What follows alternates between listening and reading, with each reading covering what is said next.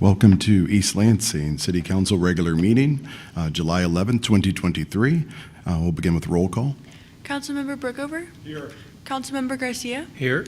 Councilmember Watson? Here. Mayor Pro Tem Gregg? Here. Mayor Bacon? Present. Next up, I'll look for a motion to approve the agenda. So moved.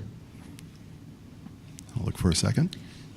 Second, and I also have a switch, an amended switch. Go ahead. To suggest. Wondering for item, if item 4 it's the pilot that should go before the PK agreement. I think it's 4.4. 4.4 changed to 4.3 and 4.3 becoming the new 4.4. 4.3. And So- that, Let me check with city. Does that make any difference? I'm fine with either of them, either order being approved. Okay.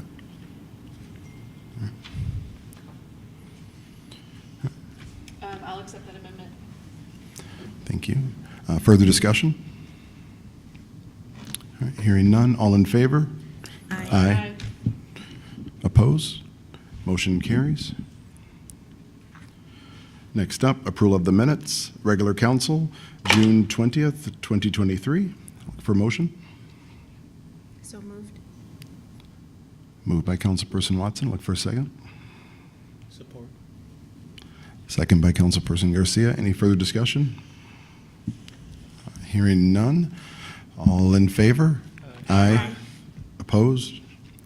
Motion carries. All written communication received by council are posted to the online agenda packet, and that's all communications received before 4 p.m. Next up, we have communication from the audience.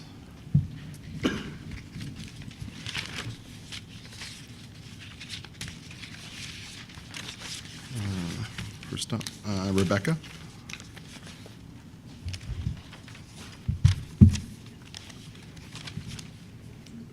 Good evening. Thank you for giving me the time to speak again on this matter. As I said last month, we need to stop discounting the voices of students and others who sit out during odd-year elections. I believe the majority of our city is inclusive and wants all voices to be heard. Most people I've spoken with support Mayor Bacon and these resolutions. Most people are also hopeful that he, along with Mayor Pro Tem Gregg, decide to run in the upcoming election. Hint, hint, nudge, nudge. I asked the City Council to remember that people don't come to City Council meetings when they are happy with the direction of the city. They only come here when they're upset with something you guys have done. Out of a city with more than 20,000 registered voters, there are less than 50 voices in this room. That's half of 1% of the registered voters in East Lansing. There are a small contingent of individuals who have significant power who have had significant power throughout their lifetime. They feel threatened by being forced to share that power with young people, persons of color, and others that have traditionally been excluded from the conversation. We cannot allow them to control the narrative in East Lansing. I was in a meeting earlier and I was chit-chatting before it began about why I love East Lansing and why I think this is one of the greatest cities in the country. I said that the majority of people in East Lansing are welcome and inclusive. We have some of the most intelligent people I've ever met in this city. People who, when presented with facts, are able to change their mind. I spoke with someone a few weeks ago. She was an older woman in her 60s or 70s, and she was very uncomfortable with moving the election to even years. I asked her how people vote today versus how they voted 20 years ago, and she realized everyone today has a smartphone. She hadn't thought about the fact that if someone goes into a polling location uninformed, they can just Google who's on the ballot and find their website and social media pages. After the conversation, she agreed that moving elections to even years was necessary to make sure that all voices are heard. I didn't weigh in last time on the two other measures, but I will now. I don't love lengthy lame duck sessions, but we are out of compliance with state law. We cannot swear in people unless the election is certified, and the reality is it may take weeks until the election is certified. That pushes up against Thanksgiving and winter holidays. This is really the only way to keep us in compliance with state law. We need seven members on the council. What happens in the highly unlikely scenario that 2 city council members decide to resign at the same time? That leaves 3 city council people. What if, before the next meeting, one of the city council members gets sick? Council members cannot vote on anything, including appointing people to the council. Or in a more likely scenario, if a city department doesn't want a measure to pass, They look for a night that one council person will be absent and add it to the agenda for that night. If a vote is split 2-2, the measure will fail. I want to weigh in on two more related issues: the investigation and the hiring of the new city manager. For the investigation, has the investigator met with any BIPOC employees of the city? Have they spoken with former city employees who left before George Lahanas? As a taxpayer in the city, I cannot fathom why we are spending $30,000 to investigate an anonymous complaint by a racist individual. I heard a report from about one of the mandatory DEI trainings for city employees in the fall of 2021. One department refused to attend. Another refused to do the work because they don't believe in this woke nonsense. And as for the next city manager, I beg of the council to not promote from within. 97% of the city's employees do not live in the city. Their values can often be at odds with the residents of this city. Anyone who worked under George Lahanas must be heavily scrutinized. George ran the city in a manner that promoted the good old boys. Senior staff under him were not a reflection of the diversity and culture we have in East Lansing. This city needs a new and progressive vision. We need our city to move forward, not backwards. Thank you. Thank you. Bob?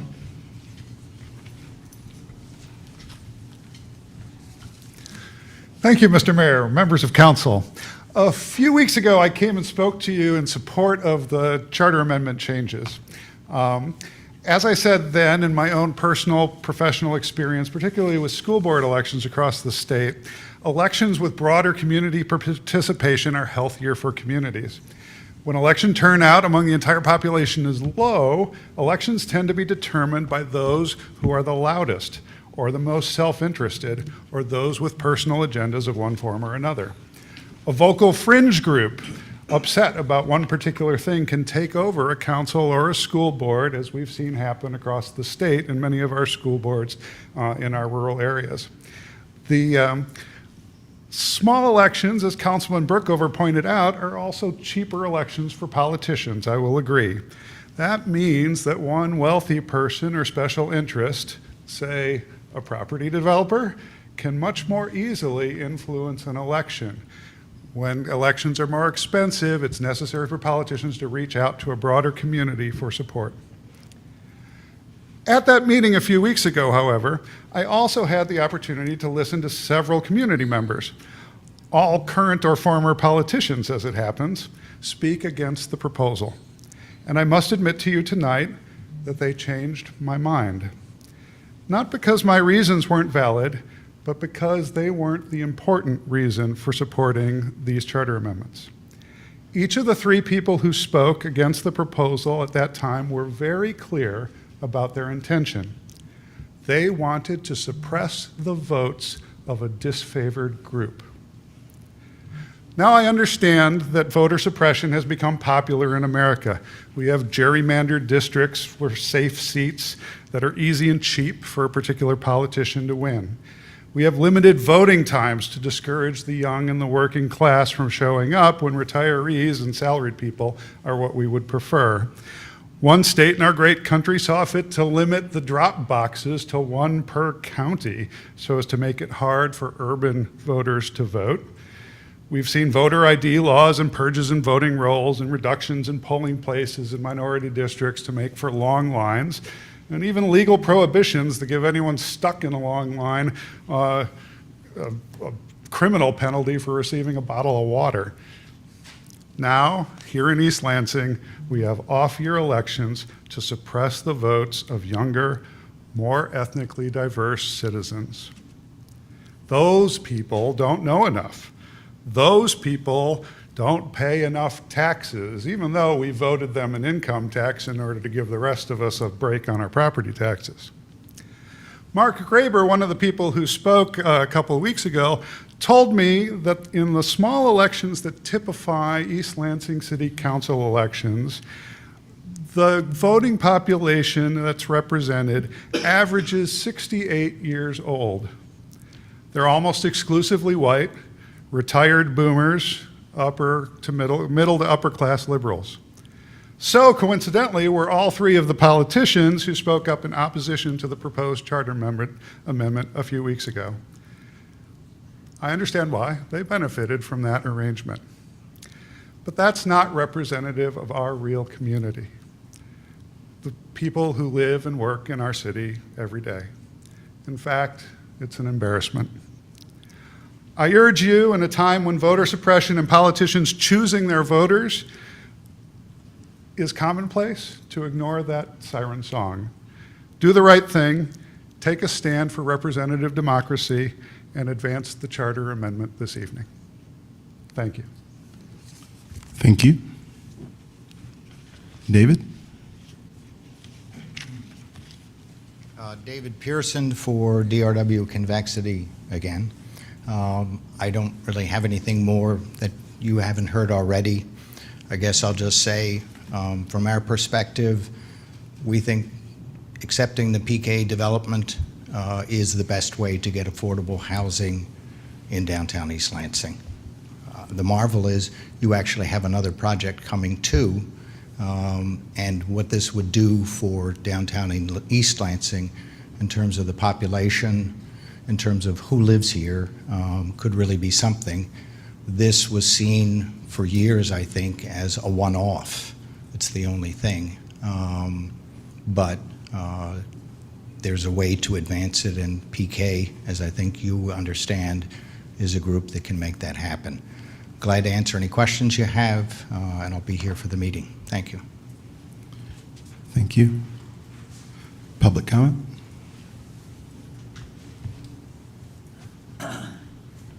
Alice Dreger for East Lansing Info. Just going to make a plea to tell us the subject of the closed session. Just as a reminder, the Open Meetings Act gives you the right to have a closed session. It doesn't require it.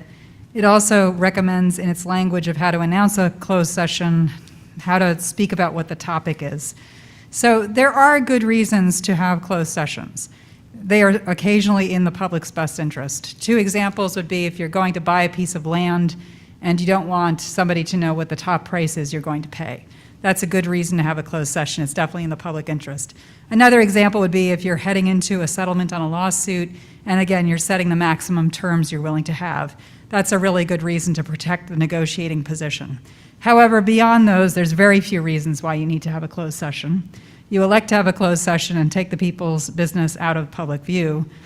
We ask that as much as possible you do the public's business in the public view, and at the very least tell us what the closed session is about. Thank you. Thank you. Public comment? Seeing none. Online? We do have one caller in the queue. Caller with the number ending 858, you're welcome to address council.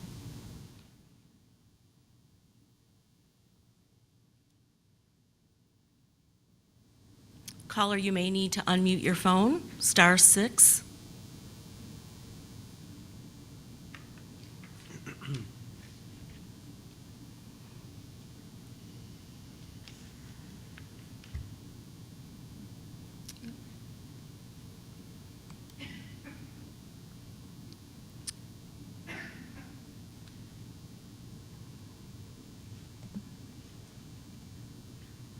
Caller, are you there? Good try, Tammy. That's it. Thank you. Next up, communication from Mayor and Council. Councilperson Garcia. I have nothing, thank you. Councilperson Brookover. Nothing, thank you, Mayor. Councilperson Watson. No, thank you. Mayor Pro Tem Gregg. I just wanted to give a shout out to the students who are studying at MSU with the Study of the U.S. Institute, this SUSI program. Mayor Bacon and myself had the privilege of being a panel of two for them this morning or this afternoon. I don't remember, I got lost, I was late. Very glad I'm not in college anymore. I would never make it to class on time. But this is a group of international students that have come to the U.S. to study community engagement, and part of their program is to develop a program to bring back to their home countries to kind of motivate and inspire. And they quizzed us real hard for about an hour and a half about U.S. politics and specifically local government. And I always find myself very inspired coming out of those meetings. People who have kind of a fresh perspective. I've only been at this for about 3.5 years, but I'm still find myself a little bit worn down sometimes. And so spending time with people who are fresh and passionate really helps me kind of remember why I do this job. So I don't know if you're tuning in tonight, Susie kids, but it's always been a pleasure to engage with you guys. And good luck in your home countries when you return. And I definitely want to thank the Susie kids for kind of focusing us a little bit, and they definitely want our politics in general, body politic, to be far more civil than what it is. And it's very interesting to talk with them because they give you really simple and the right answers to most of the questions that were asked today. So it was exciting to work with them. I also want to welcome and thank the Mandela ambassadors for their time here in East Lansing. Many members from the continent of Africa. Brilliant group as well. Both these groups, just absolutely. I basically have asked them if they want to immigrate and please come and join us here. And it's just an absolute pleasure to work with both of them. I'll be mentoring one member of the group with some time and spending time, and I'll probably be learning more than this individual was. Many of them have linked with me on LinkedIn, and just their bios as a really young age. I can imagine being this young and having the accomplishments that these individuals have already. So really impressed, and just thank you for choosing Michigan State and choosing East Lansing to come and learn about our political process and democracy. And we're just happy to have you here with us. I also wanted to bring greetings. We're staying in solidarity with our Jewish community and the Synagogue. I was able to text with Rabbi Bigman today. She was going to come in, obviously, and I was going to receive a resolution. She's out of town. She had some family events, but I'll make sure we touch base personally. And she definitely wanted to thank the city for the support of the Synagogue and of the Jewish community, both logistically and otherwise, from a public safety perspective and from a support perspective. And we'll continue to grant all the support necessary, and we'll continue to stand with our interfaith community as one. It's one of our greatest strengths. Our faith community is a beautiful thing, and it's just it's a part of what makes East Lansing great, and we'll continue to stand with them and support them. So I'm happy to support this resolution tonight. I think that's all I have. City Manager's report. Thank you, Mayor. Good evening. I have two quick things. The first is I wanted to acknowledge and thank the staff of the Aquatic Center for having our second of 3 disability-friendly swim activities that was held this morning. And I get extremely excited about that, and it really touches my heart. And I think if you have family members that deal with certain issues, whether it's mental illness or disabilities, you know how often they can be overlooked, and they can sometimes not be considered with certain amenities and luxuries and things we take for granted. And so I am thrilled to death that that our Parks and Recs department takes the time, along with the city, to do that and to make that space available for those that have a particular need. And I just want to say thank you and look forward to the next event. I also would like to just take a moment and also acknowledge the hard work of Kristen Shelley and Bryce Bush over at the library. They recently resigned. I enjoyed very much working with them. I know they were hardworking and very progressive, and I think about the things that the ideals that they brought forward here at the East Lansing Public Library, the tool loan program, their podcast, capabilities, the Maker Studio, the seed programs. There were so many things that were brought forward, and that they were just, I think, innovative, progressive, and just pushed us forward in a new direction. And so things that really make libraries competitive in this day and age with bookstores and and coffee cafes and those things. So I just wanted to say thank you to them, and I wish them the best in their new endeavors. And that's all I have. Thank you. Yeah, and I definitely want to echo that. I'm sorry I even missed on that. And just, I want to thank them as well. I've known Bryce for 30 years. And Chris and Shelley, obviously, one of the closest people to me in the city. Made me sad and very disappointed, but I'm very happy for the opportunity that she has. And just thank both of them for the work they did with my own kids, with my football players, definitely helping them to get their acts together a lot of times, and learning and homework and different things like that, and gave them alternatives to some other actions that would have had to take place by helping them. So I just want to thank them so much for those efforts, and just wonderful people. Next up, City Attorney's Report. Thank you, Mayor. I just wanted to provide a brief update on the matter of Najim Nasir v. City of East Lansing. You'll recall this was a case that was filed against the city, as well as several of our officials and our police officers, that asserted unconstitutional search, false arrest, false imprisonment, racial discrimination, malicious prosecution, and intentional infliction of emotional distress. We've been litigating this matter for over a year now, and I was able to obtain a dismissal with prejudice as a result of some discovery sanctions. That's really important, not only because they had asserted damages of $1.8 million plus attorney's fees, but also because this is with prejudice.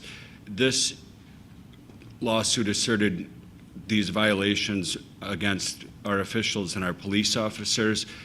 As a dismissal with prejudice is an exoneration of all of those allegations and shows that they were deemed to have no validity by the court, and I think that's even more important.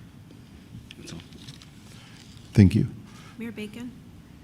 The caller that was on the line is trying to get through, and I don't know if we could go back to see if she can get through or not, but I just remember there was something Mayor Stevens would tell callers about besides the *6. Was it, but I don't, is the person still there now, Tammy? Yes, would you like me to? Yeah, are we able to? Thank you. Caller with a number ending in 858, are you able to speak now?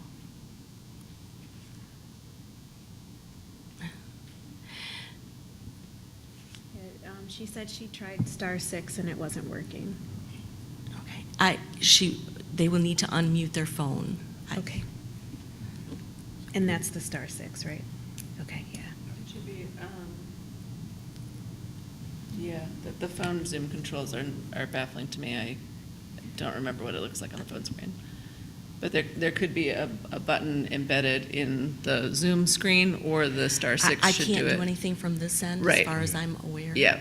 No, I don't think you can, but the caller could if they saw a control on their screen labeled mute. Okay. Caller, if you're tuned in, you can put it to the whole council in writing. If you're unable to access, we apologize for that, and it'll be added to the written record. Thank you. Thank you so much. Next up, consent agenda. Thank you. Item 3.1, approve the following appointments or reappointments to boards or commissions. Carol Brownell to the Seniors Commission for a partial term ending December 31st, 2024. Item 3.2, approve a resolution endorsing the Tri-County Office on Aging's fiscal year 24 annual implementation plan. Item 3.3, approve a resolution of solidarity with the congregation of Shaarey, Zedek, Synagogue. Zedek, I'm sorry. Shaarey Zedek Synagogue. Item 3.4, approve a use of public right-of-way request for Downtown Management Board District businesses to allow retail sidewalk sales from July 20th, 2023 through July 23 of 2023. Item 3.5, Approve the establishment of an ad hoc committee for consideration of renaming Primetime Art Studio at the Hannah Community Center to the Kelly Arndt Art Studio. Item 3.6, approve a change order with Rowe for additional services associated with the as-needed professional engineering services contract in the amount of $60,000 and authorize the city manager to sign. Item 3.7, introduce and refer to the Planning Commission Ordinance 1523, a rezoning request from the Lansing Board of Water and Light to rezone the three vacant parcels along the 1100 block of Bircham Drive and the substation property on the 600 block of Stoddard Avenue, totaling 1.029 acres from R2 medium density single family residential district to C community facilities. Item 3.8, approve a 2-year renewal of the existing contract with Capital City Janitorial LLC in an amount of $25 per hour for janitorial services for City Hall, the Hannah Community Center, the Public Library, and the Department of Public Works, in a total amount not to exceed the budgeted amount of $507,475, and authorize the city manager to sign. Item 3.9, approve the third-party agreement with the Ingham County Ingham County Road Department for the Lake Lansing Road and Tower Avenue, Birch Row Drive intersections, improvements, and the installation of the city's sculpture L5 and beyond, and authorize the city manager to sign. Thank you. So moved. Moved by Councilperson Brookover, Support. second by Councilperson Garcia. Any further discussion? Hearing none. All in favor? Aye. Opposed? Consent agenda passes. Next up, item 4.1, set a public hearing for August 15, 2023 to consider ordinance 1520, a rezoning request from Hagen Realty LLC to rezone 7 parcels totaling 1.854 acres located at 135 Bircham Road, 709 Grove Street, 715 Grove Street, 725 Grove Street, 743 Grove Street, 755 Grove Street, 765 Grove Street. I feel bad for the city manager now. From R2 medium density single family residential district to RM-32 city center multifamily residential district. Good evening, Council. Tim Dempsey, Interim Director of Planning, Building, and Development. So Hagen Realty submitted a proposal to the city to rezone the west side of the 700 block of Grove Street from R2 to RM32 with the eventual plan to redevelop at least the properties that they have under control into more medium-density residential development. They have not presented specific plans yet. The Planning Commission considered this. They held a public hearing and then subsequently discussed this matter at a second meeting, as is their typical process. They ended up voting 3-3 on an affirmative motion to move or to recommend approval of the rezoning, which essentially is not recommending approval, right? It failed on that tie vote. However, their action, as you know, is always advisory to the city council. So this now moves forward to you to set a public hearing at the council level so that the applicant has the opportunity to present before you, and then council has the ultimate decision on whether or not to rezone these properties. So I'm happy to answer any questions on that process or anything else as we move forward. Questions? Am I understanding you correctly that they do not currently control all of these properties? That's correct. They do not control all of the properties, but they did have agreement with enough adjoining property owners to submit the request. I don't understand what that means. So some of the people that own the properties agreed for them to go ahead and submit? Yeah, they essentially had co-applicants, people who signed off, other property owners that signed off on the rezoning request. Okay, thank you. You're welcome.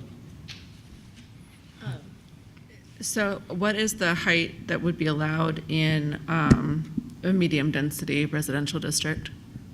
So, Or I guess whatever zoning it is that they're requesting. yeah, the RM32, so it's going to be dependent on the type of project that's actually proposed. One of the Give me the extreme scenario. Yeah, so 3 stories is the typical, but there is the potential, depending on the size of the site, that they could go up to 4 potentially. Okay.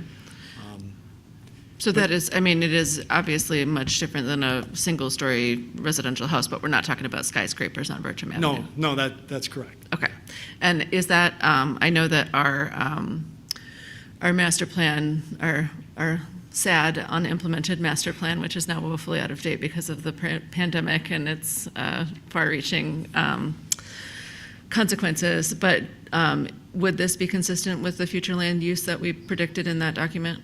Yeah, that's a great question. So one of the things we did for the Planning Commission was put together a comparative table.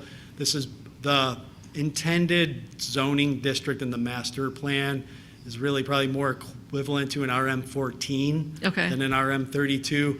And when you get to the August meeting, you'll see that in the report, or if you want to look at the report on the Planning Commission. Sure. So you can do that. Riveting to watch those, yeah, by the way. I that- do enjoy it over my morning coffee. That would be a more in-line density with what the master plan intended. Okay, and that would be a lesser density than a Yes. top Yeah, out of 4. RM14 Okay. would be a lower I won't density. waste your time representing it since we'll see it in August, and I can certainly log in and watch the discussion on the Planning Commission, but thank you for that, appreciate it. Sure.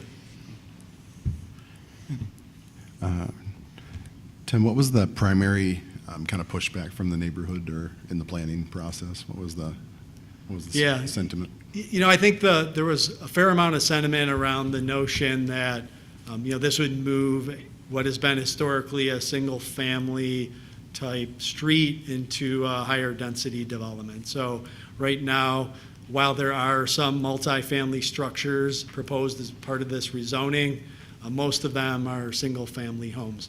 Now, they tend to be rental properties, but the type of structure, that single-family, people felt that shifting to a higher density could potentially exacerbate some of the issues that they run into with traffic going through their neighborhood. And that, by traffic, I mean not just vehicle traffic, but also pedestrian traffic. And then the always asked question, what was the considerations for the density for parking and that kind of the impact on parking? Yeah, the parking issue is sort of a real trick because without a specific proposal, parking can be impacted by the size of the lot and what ground coverage limits are. And the lot size, of course, is going to be driven by, if Hagen Realty, for instance, proposes a redevelopment on 1 or 2 parcels, that's going to look a lot different than if they have 3 or 4 parcels. So that parking equation is going to vary. The one thing that parking will do, likely though, is reduce the maximum allowed number of units because the requirement is such that it essentially eats up the land that they need for structures. So ironically, parking is actually sort of an additional limitation to density. Thank you. Questions? Just one. If they change to the Center City multifamily residential district, does that mean that they'd have to adhere to the offering low to moderate income places or a spot for 55 and over? No, this district would not be subject to that requirement. And will you tell me more to help me understand why not? Yeah, so that requirement is limited to the B3 zoning district within a particular area of the downtown. Thank you. Yep.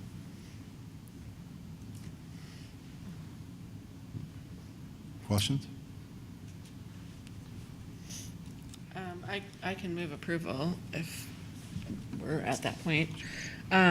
So I will make a motion to set a public hearing for August 15th, 2023 to consider ordinance 1520, a rezoning request from Hagen Realty LLC to rezone 7 parcels. Shoot, my screen just timed out. Sorry. I was going so good too. Sorry about that. Oh man, it just jumped to a whole other thing. Can I just move the motion as written in our packet, Tony? Thanks. Seconded. Moved by Mayor Pro Tem Gregg, second by Councilperson Watson. Further discussion? Hearing none. All in favor? Aye. Opposed? Motion carries. Gotta remember to keep pushing the button so they don't time out on. Yeah, and just one clarification on the question about height. So the 3-story is the max unless there's a site of 3 acres or more, and then it can be 6 stories, but this is just over a 2-acre site, so that wouldn't apply in this case. So it is the three max if there's other uses. If it's strictly, if it was single-family housing, it would just be the 2.5 stories or 30 feet. Thank you for that, Tim. And again, that'll be in the report. Next up, item 4.2, approval of a First Amendment to lease agreement with Margaret F. Metzger, Kristen E. Metzger, Fabian Enterprises LLC for a portion of the Bailey Street parking lot, and authorize the interim city manager to sign. So as council is well aware, the city leases the western 2/3 of Bailey Lot 11. This is the parking lot at the southwest corner of Albert and Bailey. We operate our parking system with that western 2/3, and then the city owns the eastern third of that lot. We have leased that property from the Metzger Fabian family for a couple of decades and operated the parking lot at that facility. We are currently at a point where that lease will expire here at the end of August. As you know, the owners have entered into a purchase agreement with American Community Developers to do a affordable housing project there. That project will be going through the site plan special use permit process over the next several months. We expect the application yet this week. As it goes through that process and they work through it, the Metzger Fabian family is obviously interested in extending the lease terms. Staff is interested in extending lease terms so we can continue to operate the parking as it is. The terms for payment are the same as they are currently, so the rate would not change. You may recall from last year that lease was negotiated and that rate was changed. It was reduced for the city, and then the owners, the lessors, also have to pay the property taxes now, where the city had to pay the property taxes previously. So that reduced our financial obligation on that lease. So this would extend it for an additional 12 months. The other change that would happen here is that the Metzger Fabians are looking to shorten the notice period for termination of the lease from 90 days to 30 days. So this would give them the flexibility of when they sell the property or actually close on the property, should that happen, if the development project is ultimately approved, they're able to do that in a timely manner. From staff's perspective, we did review that issue to ensure that if the lot were to come offline, we could certainly, adjust our operations as needed. Our plan will be to continue to operate the city's portion of that lot as long as possible. At this point, until we work through the approval process on the proposed project, again, if it were to go forward, we'd have to make a determination of what happens to our parking during construction. It's likely that they would want to lease that property from the city, but that's something that we have to figure out going forward. But in the meantime, staff feels that extending the lease is sort of the proper approach here so that we can, again, continue to operate that parking for the businesses at that end of downtown. Questions? In that 12-year or 12-month period should be substantial for that proposal to go through, in your opinion? Are you asking about the likelihood of that? Yeah, the likelihood, I guess. I don't want to speculate on how all of you are going to vote. So I'm going to turn that back on all of you and say, well, so.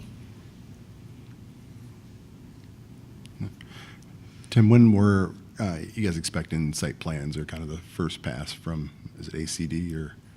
Yeah, we expect a site plan. They had indicated that it should be in this week, in fact, by tomorrow. Tomorrow's the deadline for the next Planning Commission meeting for the second part of August. So should it be submitted and the application's complete, they potentially will be at Planning Commission in late August, and then likely it would end up at Council probably in October, would be the estimated time frame, depending on how many meetings it takes to get through The Planning Commission, they're also going to have to go to likely the Transportation Commission in the meantime, as well as the Arts Commission with respect to the percent for art. Well, is the DDA also involved? Yeah, yes, thank you. And the Downtown Development Authority would be part of that review as well. And typically, we do that concurrent. Yeah, you're up. So I wasn't sure if you were saying the 12-month is ambitious or if it's, maybe worst-case scenario. And so my question is, why can't it just be a month-to-month automatic extension? They may very well be open to that idea. I don't know that it couldn't be a month-to-month. I think the 12-month for the city at least gives us the sort of comfort knowing that, okay, it's at least in place should the project get delayed. But certainly if, a month-to-month is something the council would want to pursue, we could take that back to them. I think effectively 30-day notice is month-to-month. That was kind of what I was about to say. Yeah. That's That as well. Functions as a month and does put us out there so that we know. I think if the council is willing, we will know one way or the other within that year if it's Yeah. going to go or not. Yeah. I move approval of a First Amendment to lease agreement with Margaret F. Metzger, Kristen E. Metzger, and Fabian Enterprises LLC for a portion of the Bailey Street parking lot and authorize the interim city manager to sign same. Moved by Councilperson Brookover, second by Councilperson Garcia. Any further discussion? I just wanted to point out for consistency, a lot of our authorizations by city manager just say authorize the city manager to sign. So I think for consistency, we should try to stick to the authorize the city manager to sign and not sometimes put in the interim city manager. So that's just a comment. I appreciate what you said, but I disagree with you because the reality is, from a contractual standpoint, the office holder right now is the interim city manager. So with due respect to you, I disagree. Yeah, thank you. And like I said, consistency, like looking back, a lot of what we've agreed on says authorize the city manager. So I guess I just think it should be one or the other. I agree. City Attorney, get us in the right lane with this. We'll definitely work on that, absolutely. Thank you. All right. For a second, is that this full discussion? Any Yeah, further? that's just a comment. Okay. If there's no further discussion, all in favor? Aye. Opposed? Motion carries. All right. Councilperson Watson, make sure I'm correct. We're bringing 4.4 up to this line right here? Okay. All right. Formerly item 4.4 and now item 4.3. Second reading and consideration of ordinance 1522, an ordinance to provide for service charge in lieu of taxes for an affordable housing development at 3333 Valley Court, formerly 341- through 345 Evergreen Road. So this item, along with the associated development agreements, were at your last two meetings, as well as the May 6th meeting for discussion.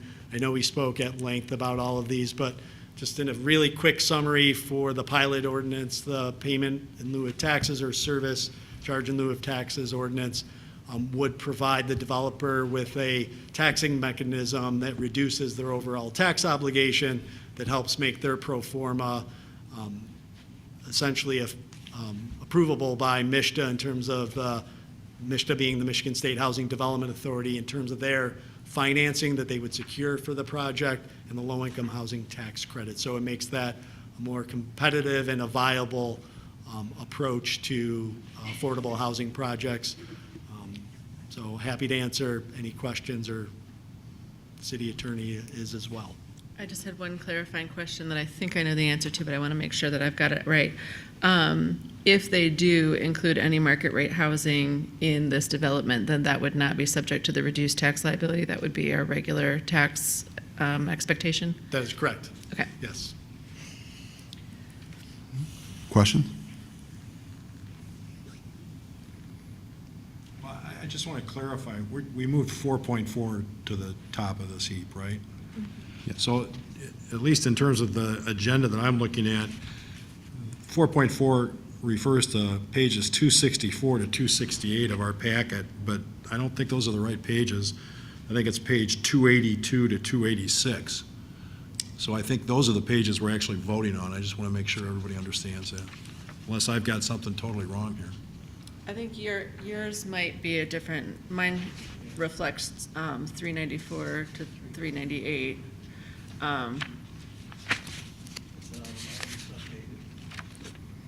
Which is where it jumped when I jumped. Okay, well, I'm looking at the updated, never mind. Yeah. Don't worry. Questions?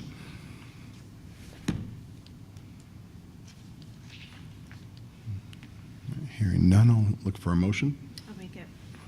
Move to approve ordinance 1522, service change in lieu of taxes for the property located at 333 Valley Court, formerly 341 through 345 Evergreen Avenue. Support. Moved by Councilperson Watkins. Watson. Watson. You're in trouble. It's one of those days. Councilperson Watson. Make sure that gets into the minutes. Yeah. Second by Mayor Pro Tem Gregg. Further discussion? I do have one clarifying point, Tim. This follows the approved site plan, right? Or this follows the project and not the parcel? Well, yes, that's correct. It's Okay. linked back to the development agreements Right. for the So particular if for some reason PK does not break ground on this building, the pilot dies with the project? Yes. Okay. Well, I'd like to speak to this just briefly. I know we've had a lot of discussion about this, but I've struggled with this, and the mayor suggested this a few weeks ago too when we were talking about it, and Ms. Watson did too. This is not a wonderful situation to be in, but I think in the end, so to me, it looks, there's the choice is this: we either get a piece of property that we pay nothing for because this project doesn't go through at all, and we in effect inherit the property that we did under the original agreements with Mr. Pearson's client, or we potentially pay $1.5 million at some point in the future to reacquire this property if the new successor in interest, I'll call them, can't put together this project. I think it's unfortunate we got to this point. It's not the fault of anybody on the council, and it was the best thing that could be planned at the time. I guess I've come to the realization that I think I'm willing to pay $1.5 million to attempt, if it ends up being that, to hope that we can get a reasonable low and moderate income project in downtown East Lansing. I want to say this as a caveat to this. I think we have a severe parking problem on the west side of Abbott Road. I think it's going to get worse all the way downtown. 2 points. Number one, I bank at the MSU Federal Credit Union, and I've been going to their new building, and I've been kidding around with their employees. I'm sure they shouldn't have said anything to me, but for about a year and a half, I've been kidding around with them about, well, where are you going to park when you get to the new building? That was after I talked to them about, well, when are you actually going to move in, which was a floating, And what I understand, and this, no offense to you, Tim, and you and I haven't had a chance to follow up on this, but they are now parking in what I call the target ramp. And there's some stuff that came out earlier today, I think, in ELI or someplace about where other people are parking. But I just don't see that we're not going to have a horrible parking problem when you put together People's Church, this project, which is going to have some parking. And so I just think at some point, long-term, after some other things get settled down, we need to take a quick look at parking. And the other thing I'll say in support of my thought is, so I try to exercise, and I took a walk Sunday morning before church, and came through campus and then came back down through Albert Street to see how things looked there the morning after. And so this was about 7:15 in the morning. And the Valley Court parking, at that point an hour and a half before the farmer's market, was almost totally full. So I happened to ask one of the employees of the Graduate Hotel, who I'm sure also wasn't authorized to talk to me, but nobody knows who I am anyway in this town, even though I guess I'm a big politician. I didn't know that. That's a new one on me. But anyway, and he indicated that they had 100 cars on Saturday night. Now, I don't know if there was a wedding, I don't know what was going on, but then I later came down to the farmer's market, and, you know, we've been trying to get the farmer's market jazzed up and everything else, and there's no place for people to park. So I just think we have a parking issue. We're going to have to deal with it sooner or later. That's a little side part of this whole thing, but I just want to indicate my continuing concerns for that down the line. So thank you for indulging me. Further discussion? Hearing none. All in favor? Aye. Opposed? Motion carries. Next up, item 4.4, formerly item 4.3, consideration of a development agreement and option agreement with PK Companies and a termination of development agreement with Convexity Properties for the proposed redevelopment. We're redeveloping the property at 333 Valley Court, formerly 341 through 345 Evergreen Ave. And again, not to belabor these either, but a quick summary. The termination of the agreement with Convexity Properties would release them from their obligation to develop the Building C site, which you just approved a pilot for. And in doing that, they would transfer the property, sell the property for $1.5 million to PK Companies.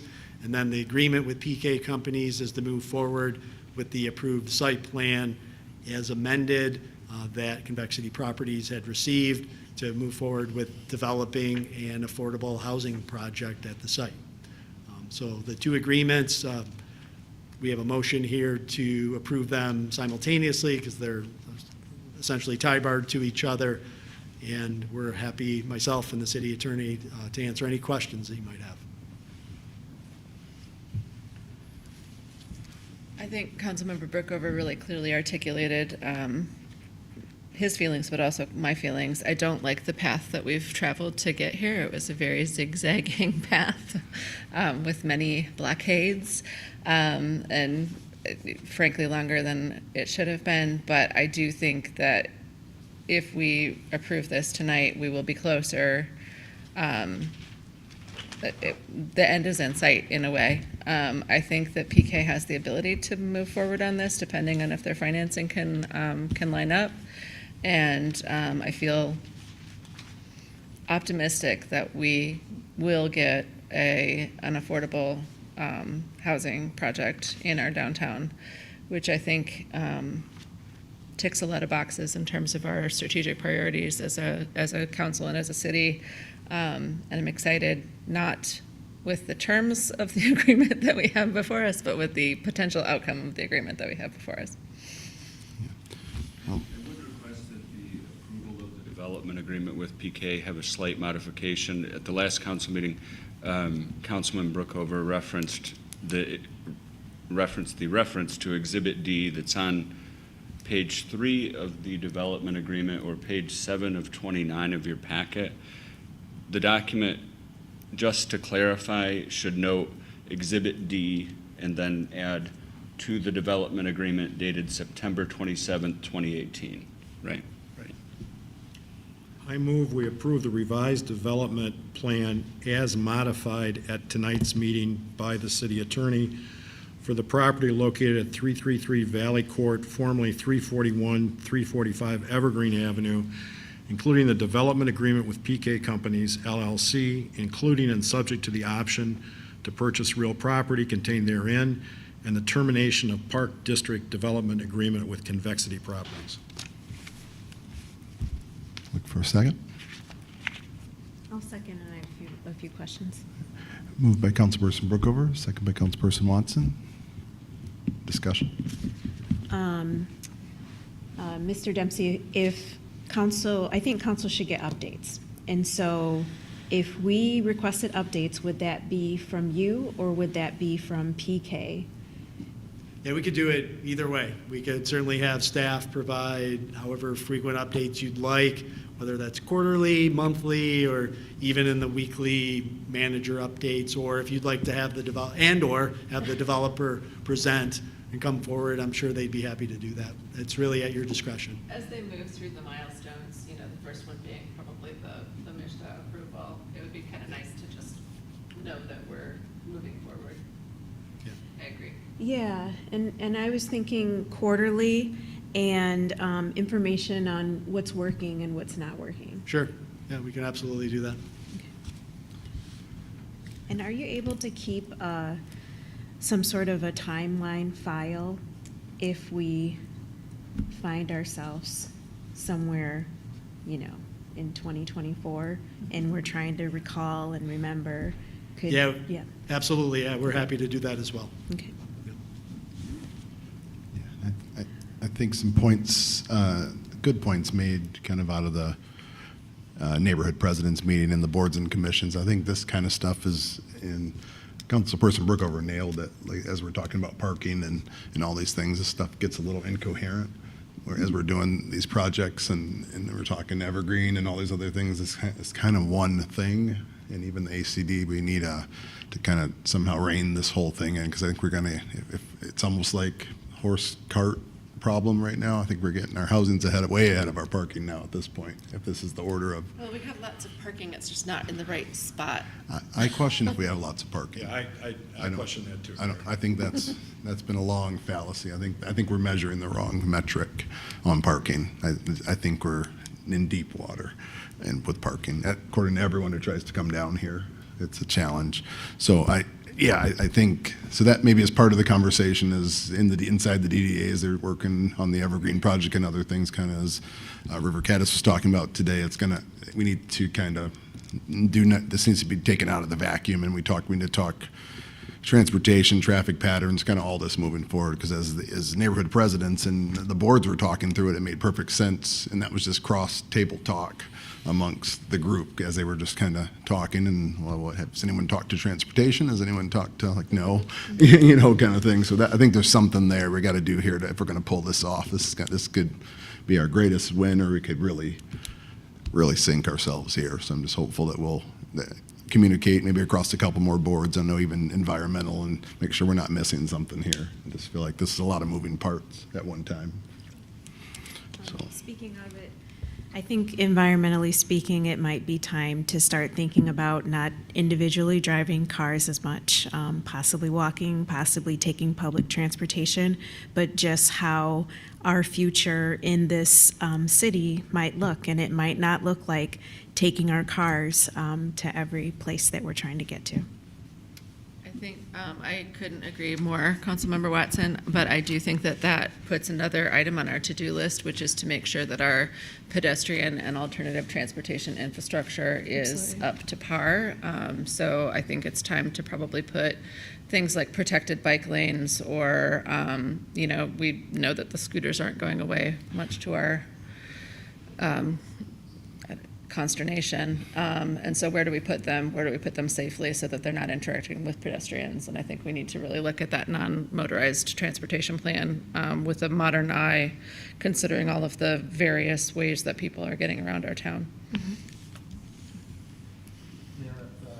I think my memory serves me right as well. When the City Center project was moving along, there was a lot of updates and frequent communications on the web. There was almost a place where you could go and just on a daily basis see what was going on with the projects and how they were moving along. And I think, especially if both of the proposals continue to move through, that at some point that would probably be something that would be beneficial to keep people informed there. So we can certainly keep that in mind as well.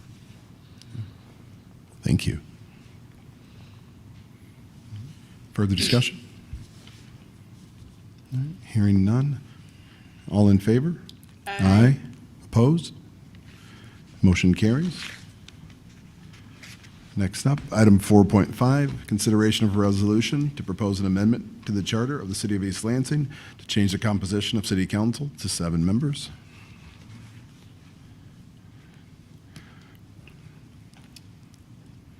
I'll let you go first, Mayor Pro Tem. This is your old. Yeah. I'm pretty sure I expressed this last week when this came through. If not, I've expressed it personally to many people, so I'll just say it again in case I haven't already expressed this. But I think East Lansing is too large and too complex of a town to be ruled by a body that's this small. We've seen it. I've served during a particularly chaotic time of city council. I actually tried to mentally tally up how many different compositions of council I've served on, and I came up with 4, but that seems low. I think it might be 5 different compositions of different council members since I was elected.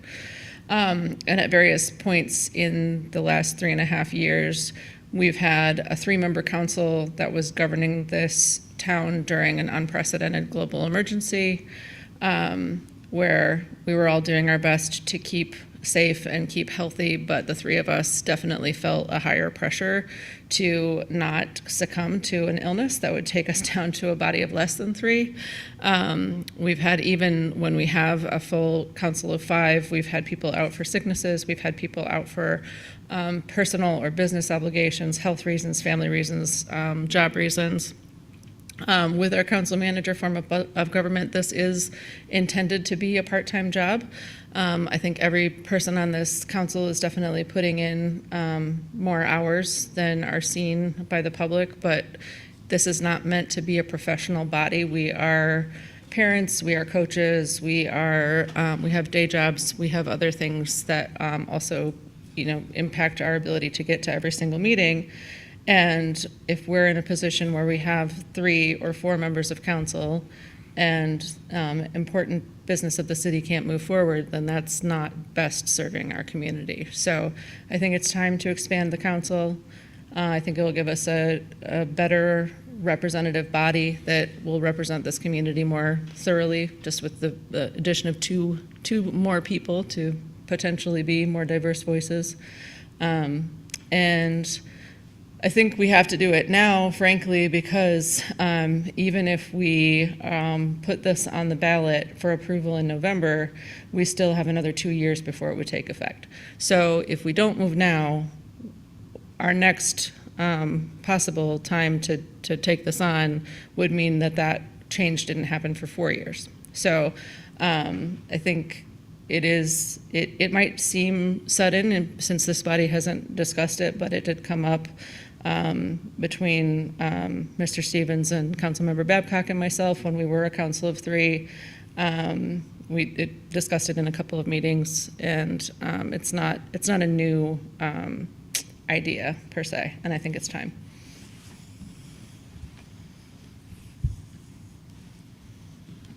Questions, comments?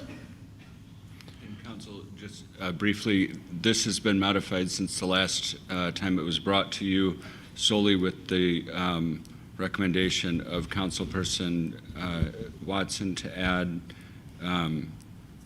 the City of East Lansing as opposed to the city charter. It now says the City of East Lansing charter within the ballot language. Thank you. Yeah, I think my goal for this really is just to see a more diverse, and I mean that in diversity of ideas from various neighborhoods. This is a community, obviously, of neighborhoods and different interest groups, different faith groups, I think there's just an opportunity to have many more voices. I just believe in more voices and more conversations taking place, more debate, more disagreements, and I'm one who's comfortable with 4-3 votes on things, but as long as there's a vigorous debate, and I think we have tons of expertise in this city. I'd like to see more of it on council. We have a pretty expert in some areas council. I think there could be more as we're doing buildings, as we're doing these types of things. Maybe someone who has an interest in building and other things. We have business owners, we have a lot of things, but I think there's a a diversity of ideas out there that needs to be placed on council as the city continues to grow and move forward. And I think it'll create far more vigorous conversations around some of these subjects with greater expertise. Because there's just, like I've always said, everything you need is in East Lansing, and I think 7's better than 5, quite frankly. So that's my position.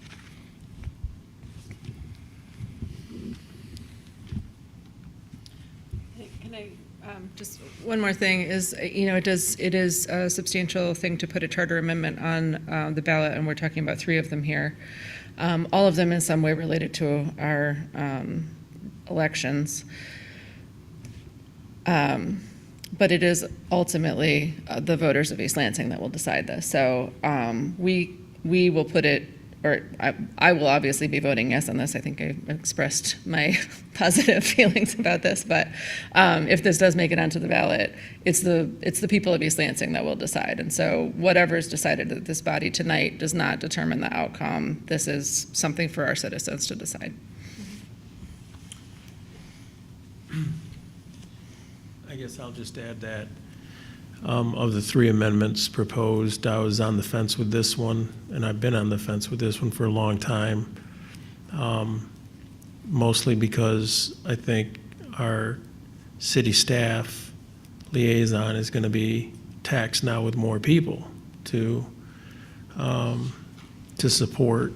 And I think this council here over the last few months has been in the business of right-sizing our city government, and we're adding more work. However, after the comments tonight, I'm off the fence on the side of voting for this. Y'all know that I've had some personal issues come up with my mother and her illness and eventual passing that made it impossible for me to be here a couple times, and that was scary, to be honest with you, to start thinking that maybe we're not going to be at quorum for that, for others. So I'm going to be voting for this for that reason.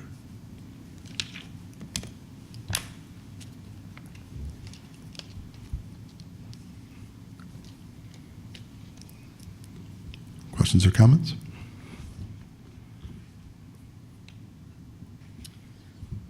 If there's no further discussion, I'm going to go ahead and move approval. So I would move approval of the resolution to propose an amendment to the charter of the City of East Lansing to change the composition of the City Council to 7 members. That is that a numbered resolution? No. Is that, I think. Second. Moved by Mayor Pro Tem Gregg, second by Councilperson Watson. Mayor Bacon, I believe the city attorney has indicated this calls for a roll call vote. Okay, thank you. Councilmember Brookover? Oh. No. Councilmember Garcia? Yes. Councilmember Watson? Yes. Mayor Pro Tem Gregg? Yes. Mayor Bacon? Yes. 4 yeas, 1 nay, motion passes. Thank you. Next up, item 4.6, consideration of a resolution to propose an amendment to the charter of the City of East Lansing to change to even number election years.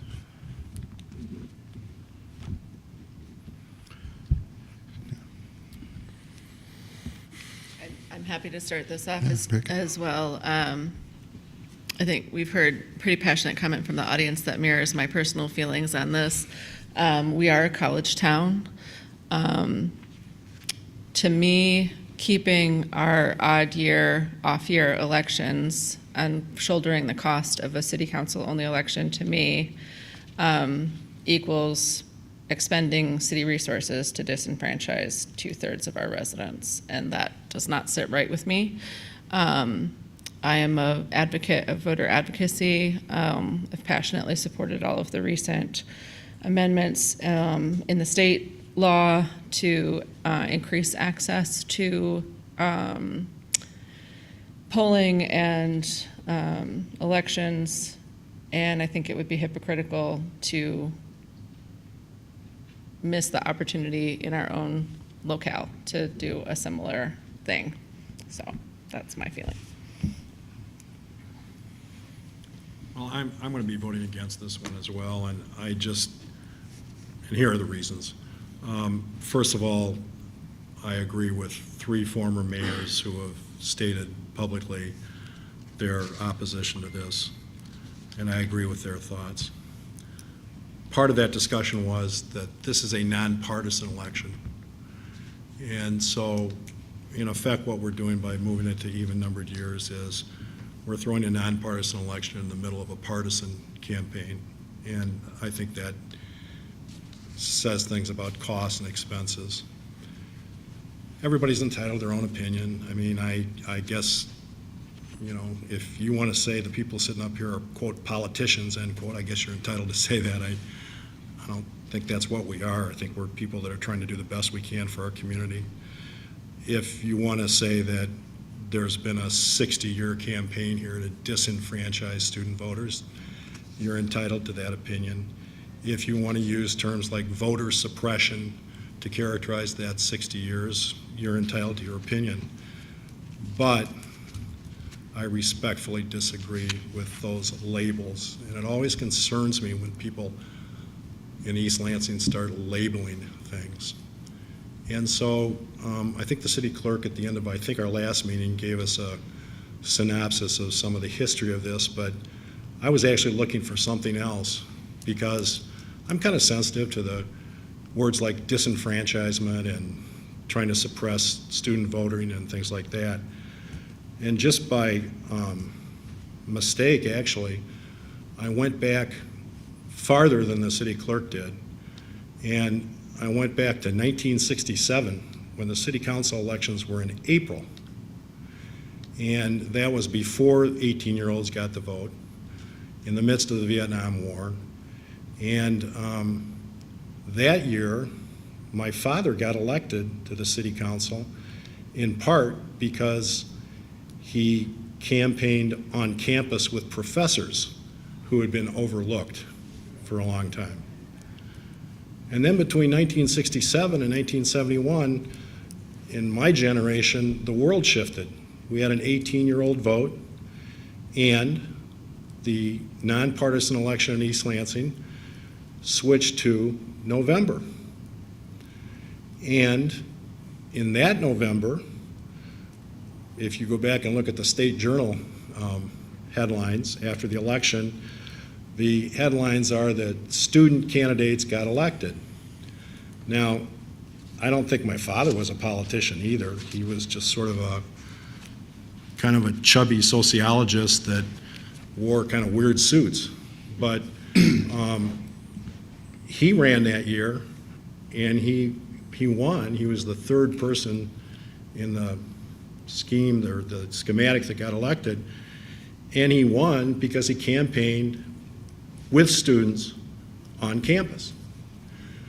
And I think people in this room can go back that far. They can bring it forward. People at this table were involved in elections where people went and got student votes. So I think, and incidentally, I was a student.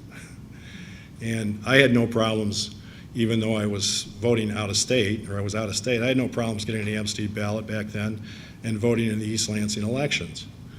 So I understand what people are saying. I appreciate that I don't know if it's not conventional wisdom, it's just, you know, everything new is old again, or everything old is new again, but the reality is I'm not in favor of this. I think what it's going to do is further politicize nonpartisan elections.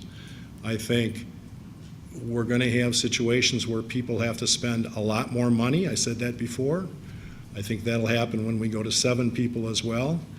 And I think that we're not going to have as much attention paid to this race because we're going to be overcome by the other races. So I understand people's point of view.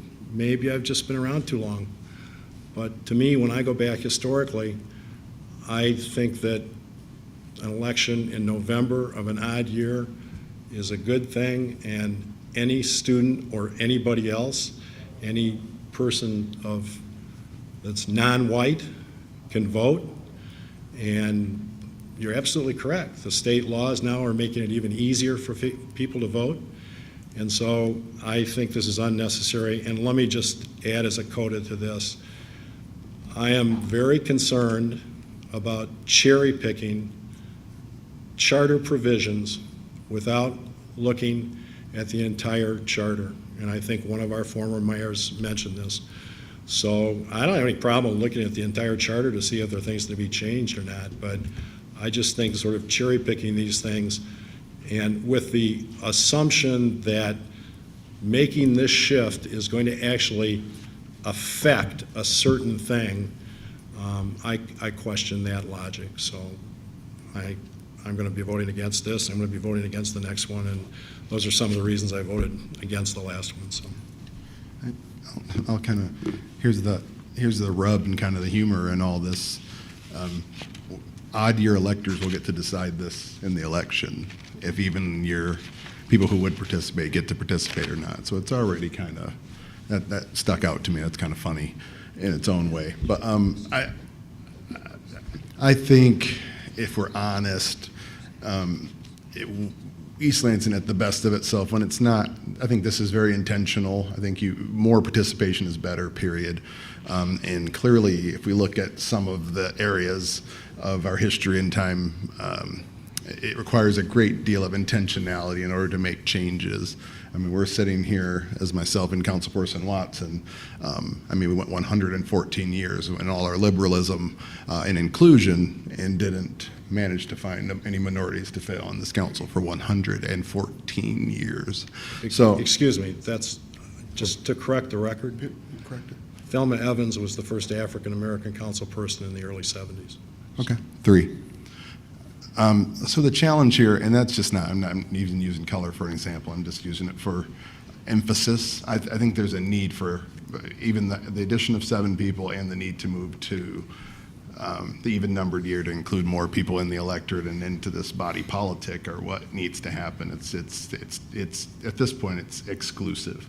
And that's not even really my huge rationale for it, but that's just an honest impression. And odd year electors will get to decide if we go to even years that would be more inclusive. So it's already, this is in its own way exclusive. So we'll see. For me, it's just, it's democracy.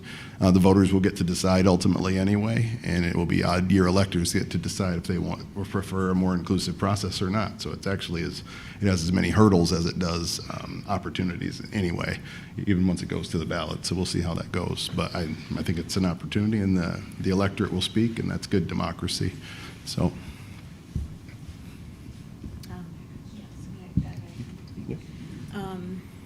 I just appreciate all the people that came forward, passionately came forward, and also wrote to council. My mindset is malleable, and so it feels good when I'm leaning towards a decision, but it also is definitely shaped by the words and the feedback of the community. And I think it's a great idea to pass it on for the community to decide if this is what they want to do. The average age of 68 years old, assuming that's accurate, was really surprising for me to hear. And when you hear that and you think about our community and our average age, we have something we might need to work on, and maybe this is it. Maybe we'll see a different average age that's showing up to vote for our city council people, which does affect people's lives, whether they're here for 2 months or 10 years. And I think it speaks a little bit as well to the meeting we had prior to this one, when the young man who stepped to the podium and was talking about young people's issues and the blank faces as he was talking about things that were cool and should occur. It would be interesting to have someone sit in one of these seats who has some ideas as we're talking about retention of young professionals and young people that actually have ideas around said retention and attraction of that demographic. So I think there are some things that are risky, and the cost and those things may be, but I think in East Lansing, if you can build your voting block, you have your voting block, and I don't think you can be dislodged by just some wave voting and that kind of thing. People have their constituencies, and they'll vote how they vote, and obviously people have found different paths. Aaron Stevens' path was different than maybe Mark Meadows or someone else. So I think having different paths to this seat are important. So I think it just helps. So, all right. Need a motion? Am I moving this one too? Sure. You're on a roll. I gotta scroll then.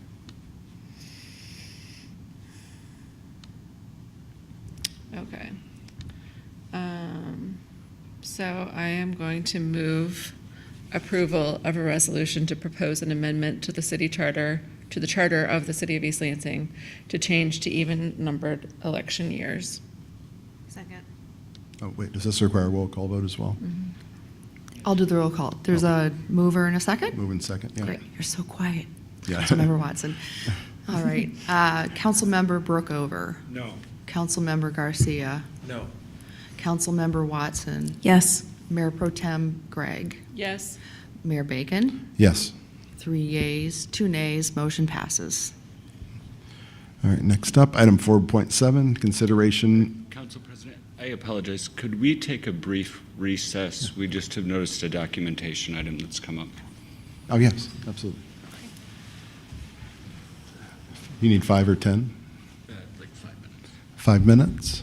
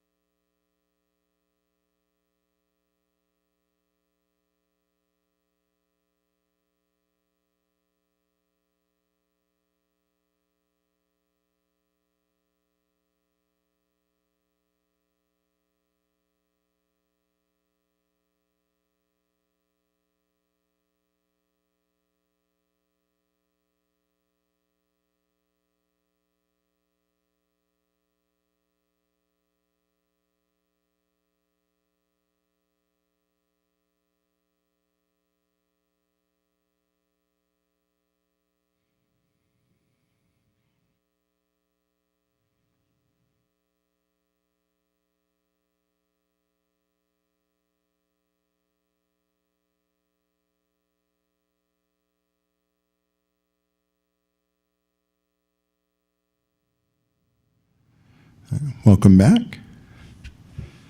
All right, Council, I sincerely apologize. As we're going through the documents, as you know, these charter amendments were previously brought before this council as discussion items. At that time, there were some concerns regarding the resolution to change the composition of council from 5 to 7 members. There were subsequent modifications made. However, I just realized that the document that was previously voted on is not the updated document that revises all the necessary charter sections relating to majority constituting 3, as well as the total number constituting 7. This should not go forward for review by the Attorney General and then subsequent to potentially to the ballot as is. And so what I would request is a motion to reconsider item 4.5 by the original motion maker, which was the pro tem. Everyone would potentially vote yes to reconsider it, and then there would be a vote on the underlying motion that would be a second vote, which if it was voted no, then we would bring it back at the special meeting that's scheduled on July 21st with the changes that were drafted afterward but are not present in the one that is currently in the packet, and I sincerely apologize for that. So again, that would first be a motion to reconsider, which if the majority voted yes to reconsider, then it would be a potential no vote on the motion itself. As I was the one that motioned that, I will be the person who moves to reconsider. Just for clarification, this is a reconsideration of the resolution to change the composition of the city council to 7 members, which was 4.5 on our agenda. Moved by Mayor Pro Tem Gregg, second by Councilperson Watson. Discussion? Should we roll call this as well, Clerk Wicks? Absolutely. Okay. Are you ready for me to do that? I think in discussion-wise, I've never made a mistake in my life, Tony, so I have no sympathy for you.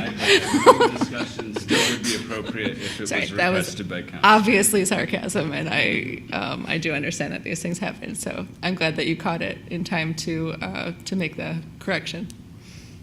Councilmember Burkover. No. Councilmember Garcia. I'm sorry, I was confused a little bit This there. is Yes. This is yes to Yeah. reconsider. To consider, yes.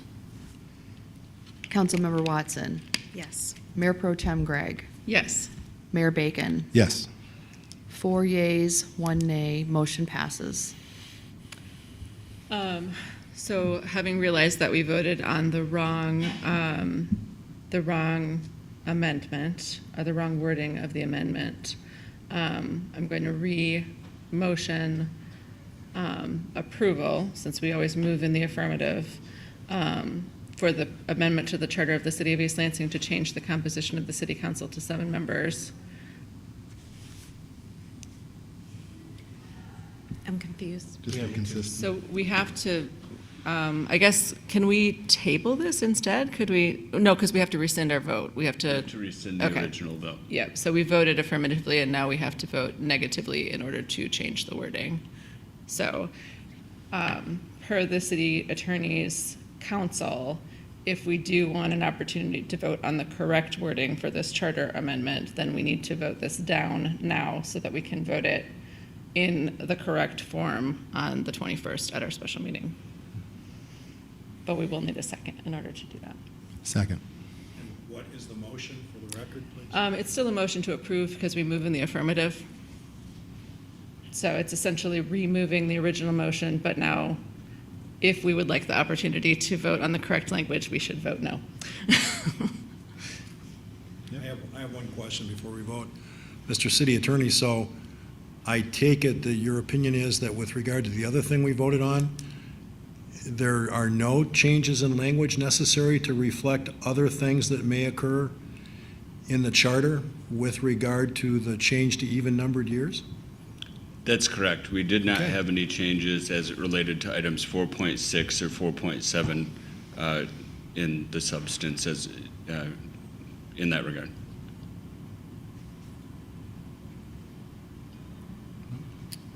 Do we have a second on the motion? I did. Second. You did, okay. Moved by Mayor Pro Tem, second by Ron Bacon. Councilmember Brookover, No. Councilmember Garcia, No. Councilmember Watson, No. Mayor Pro Tem Gregg, No. Mayor Bacon. No. All yeas, motion passes. I mean, all nays, motion passes. I mean, I don't. Fumes. Sorry.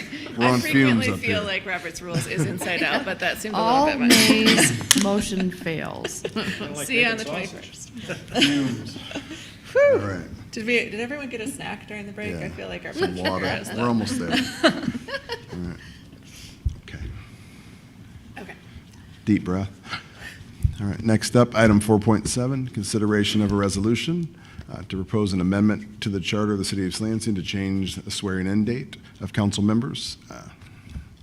And this one was directed from the clerk, so I'll throw to the clerk if to make any final, I remember you guys, this kind of was a clerkly thing. Sure. I don't know that I have any final comments. If anyone has any questions, again, this is to be compliant with state law with the extension of the canvass under circumstances presented by the passage of Prop 2.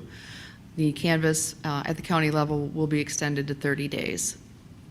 And so the attempt here is to move our swearing in. Actually, the technical term or provision is the election of the mayor until the certification of the election. Do we have a legal opinion from the Attorney General or our attorney that this is in fact necessary at this point in time to, quote, be in compliance with state law, end quote?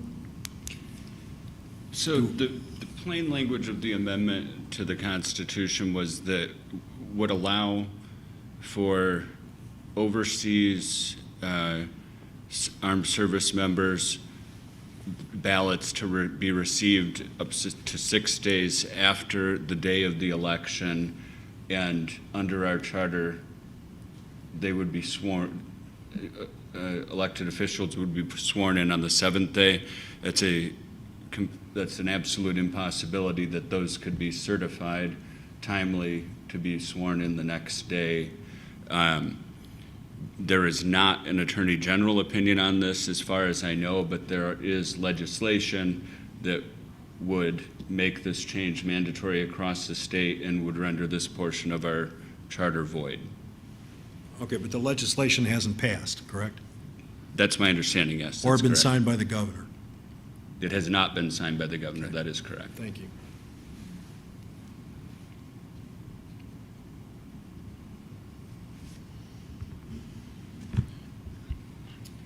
Well, Yes, I'll continue. I'll go for my hat trick and I'll move approval of this one as well.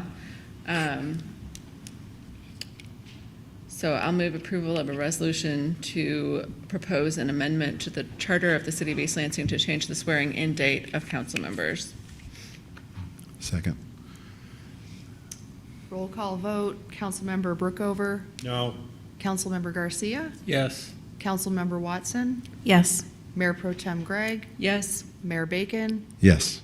Hopefully get this right. 4 yeas, 1 nay, motion passes. I want to take a point of privilege and just say something that I've really appreciated about serving on this body. Our votes split in so many different directions, and I actually really love that. To me, I mean, I don't always love when council members aren't in agreement with me, but I love that every member of this body brings their own conscience and their own outlook, I guess, to this table, and that they feel empowered to vote on their own conscience. And I appreciate that about serving with this body. I also have noticed that this group at least doesn't tend to hold grudges outside of the council chamber, and losing a vote on one thing doesn't necessarily mean losing a friend and coworker. So anyway, thanks guys. I appreciate that about serving with you. You're so kind. Next up, item 5.1, closed session. City attorney requests a closed session pursuant of MCL 15.268, 1H, to discuss attorney-client privilege memorandum that is exempt from disclosure pursuant to MCL 15.243, 1G.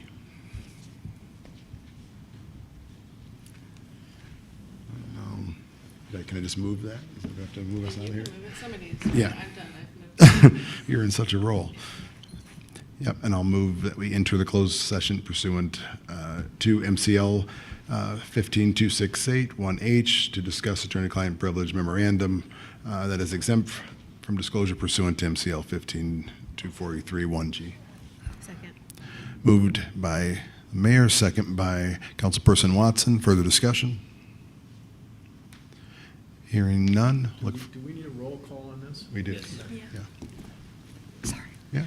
Let's do this again. Yep. Councilmember Brookover? Yes. Councilmember Garcia? Yes. Councilmember Watson? Yes. Mayor Pro Tem Gregg? Yes. Mayor Bacon? All yeas, motion passes. Oh, Yes. you didn't even get to say yay, did you? Slow down. I know. We're all. Yeah. Yay. And I'm sorry, Mayor. well, this is essentially the end of the meeting. We'll return to the chamber to adjourn, but this is the essential end of the public portion of the meeting. Thank you for attending.